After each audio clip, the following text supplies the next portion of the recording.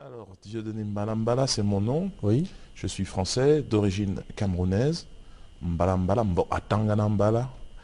Les Camerounais qui m'entendent se reconnaîtront et sauront ce que je suis en train de dire. C'est une famille, c'est un groupe ethnique au sud de Yaoundé. Et je suis humoriste depuis près de 25 ans maintenant, artiste. J'ai un théâtre à Paris. Et puis j'ai été engagé dans la lutte contre le sionisme en France depuis quelques années maintenant. Et j'ai été tête de liste, donc de la liste antisioniste aux élections européennes en 2009.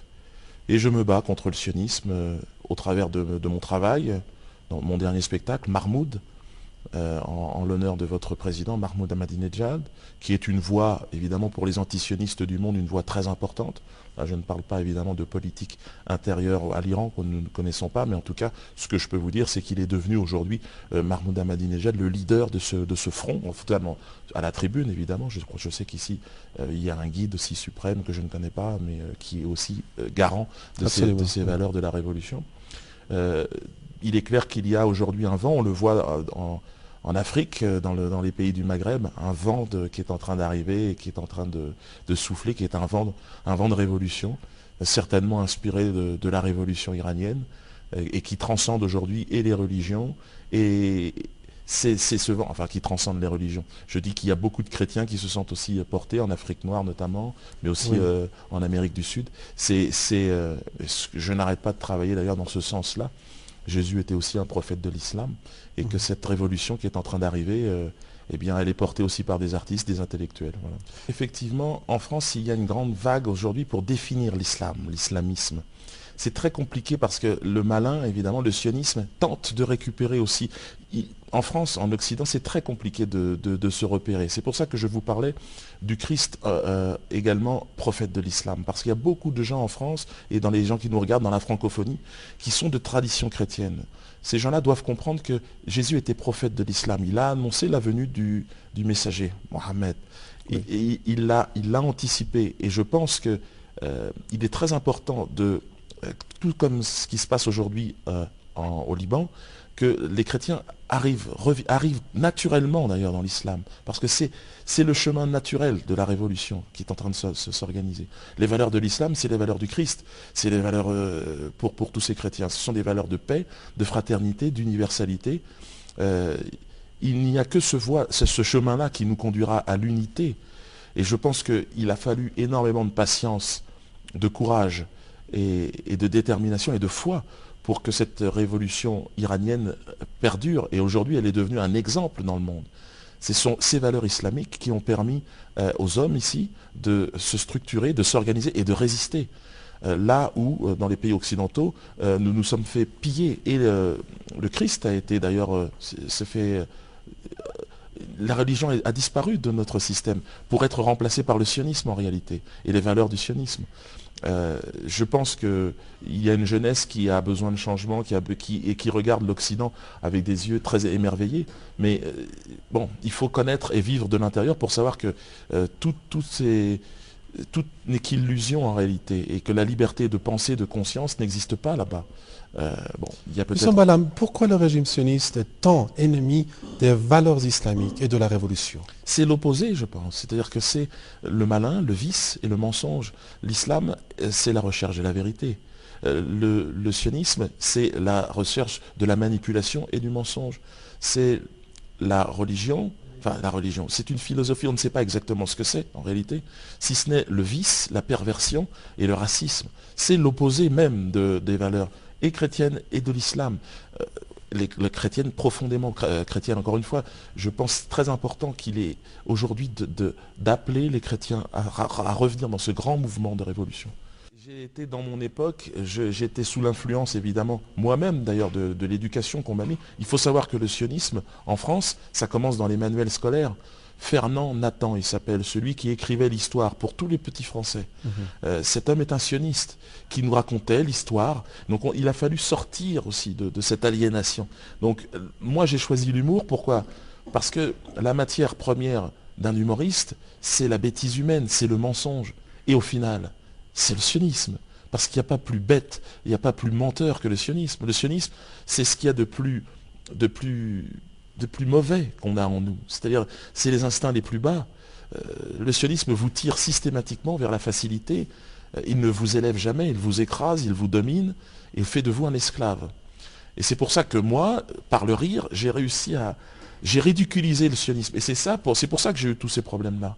C'est-à-dire, je pense que le sionisme est arrivé à un stade de pouvoir où il ne supporte plus. Maintenant, il veut même... Avant, il ne se mettait pas la couronne sur la tête. Aujourd'hui, le sionisme, il veut tout. Il veut à la fois exister en souterrain et à la fois maintenant exister au grand jour. Et dire, regardez, c'est moi, Israël, je suis fort et je suis grand. Parce qu'Israël n'est ni moins que l'expression, c'est émergé de l'iceberg. C'est-à-dire, en dessous, c'est toute la planète qui est touchée et qui est infiltrée par cette maladie. Et donc, moi, en tant qu'humoriste, par le rire, c'est le seul moyen d'expression qu'on nous a laissé. On m'a vu, on m'a dit, tiens, bon, c'est un noir d'Afrique, ben, vas-y, amuse-nous, fais-nous rigoler.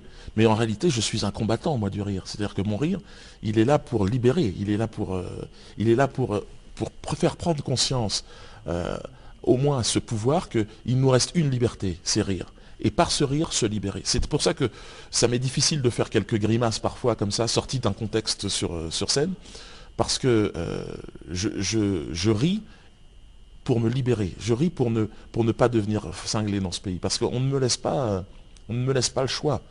Vous savez, quand on est en France, vous apprenez à l'école le sionisme, ensuite vous travaillez pour le sionisme, et vous vous soumettez au sionisme, et ça devient même votre religion. Et vous devez toujours de l'argent au sionisme. Et vous êtes prisonnier, vous êtes esclave du sionisme. Mais dans le rire, ils n'arrivent pas à contrôler ça, parce que c'est le seul espace où les gens, même si c'est perdu d'avance, au moins, et bon, c'est dans cet espace-là que je me suis moi exprimé, mais ça m'a amené après à me battre concrètement sur le terrain politique, où j'ai compris que c'était le problème du sionisme. À partir du moment où il arrive, tout est faussé, tout est mensonge, c'est la triche.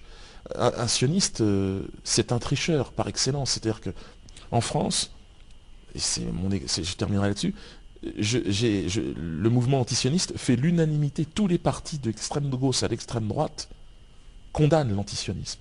Donc vous êtes complètement exclu du champ. Il n'y a qu'en Iran, en Venezuela, et maintenant en Algérie et en Tunisie. Et c'est ce vent qui est en train de souffler.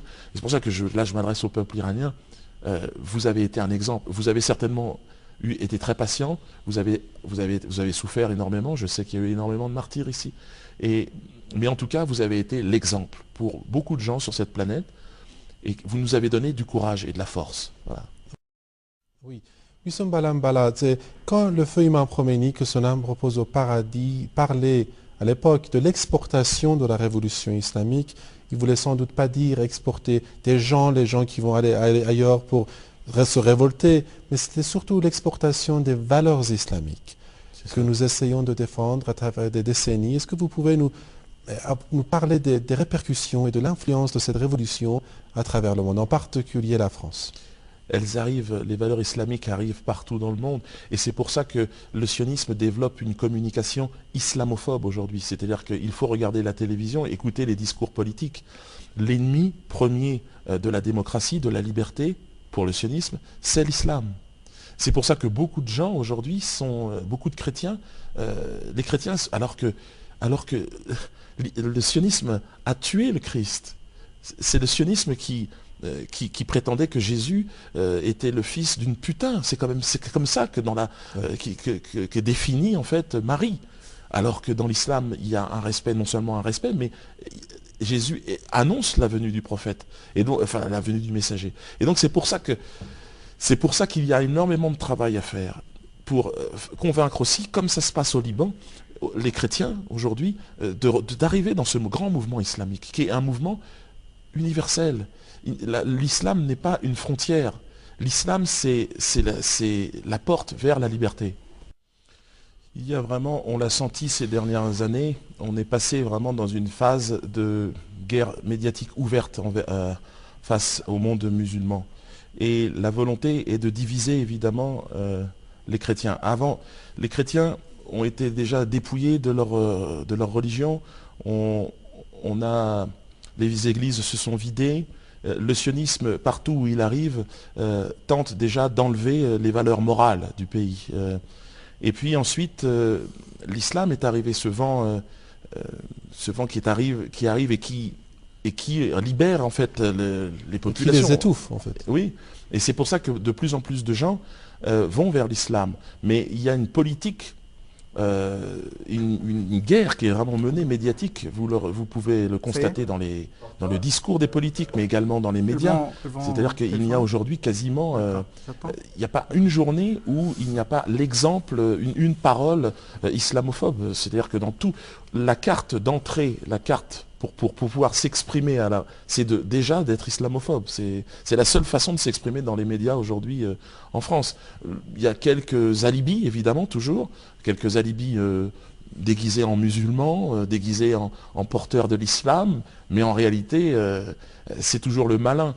Et c'est ça la force de l'islam, c'est qu'il semblerait qu'avec le temps, le message originel est garanti. Et c'est pour ça que, d'ailleurs, ici, le pouvoir est bicéphale. Il y a d'un côté des politiques et de l'autre côté aussi des sages qui observent et qui donnent leur avis.